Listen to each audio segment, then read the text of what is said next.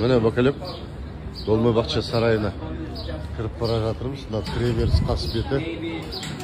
Бұның барлығы 13-14 ғасыр. Bu güvenlik.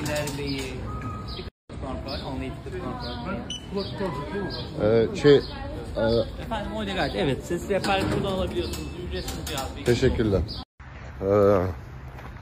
Bilet bir adamga 9.000 tengeden turadi ekan. 18.000 tenge. İçinde mınaday audio gid var. Mına жерде sensor var. Сол sensorunu basamiz. Basqandan keyin o'zingizga kerak til tangdab olasiz.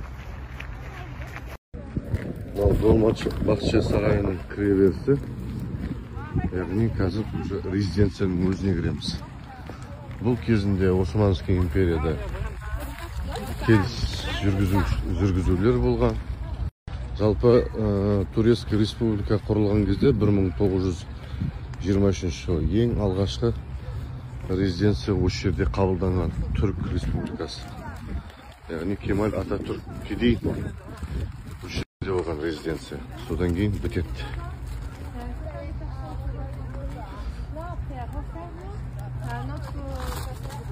Mene, tamamşa. Hoşum 40 minutdami жарты saat bo'ldi. Очередьте turmiz. Mınaday ne alып aldık? Git, audio git, naушникпен. Galatasaray'ın en төбесіне шығамыз. Mына жерде очередь. Өте көп. Адамдар өте көп. Очередь бар.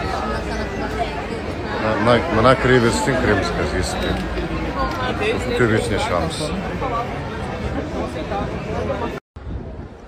Al, no, Galata Külüsünün üstünden qaraganda бұл İstanbul.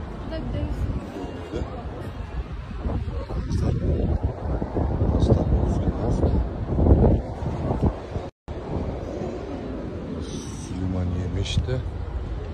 Жақынырақ қарайын.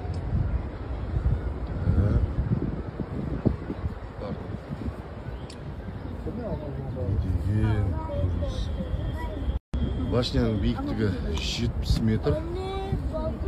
Біздің яғни 6 ғасырда салынған 500 körpününce aldı. Yoksa körpücekçi aldı. Римдіктерден қалған Галата. Кейін гректерге өтіп, Византияға өтіп, кейін Османский. Жаяу түсіп келе жатырмыз жоғарғы этаждан.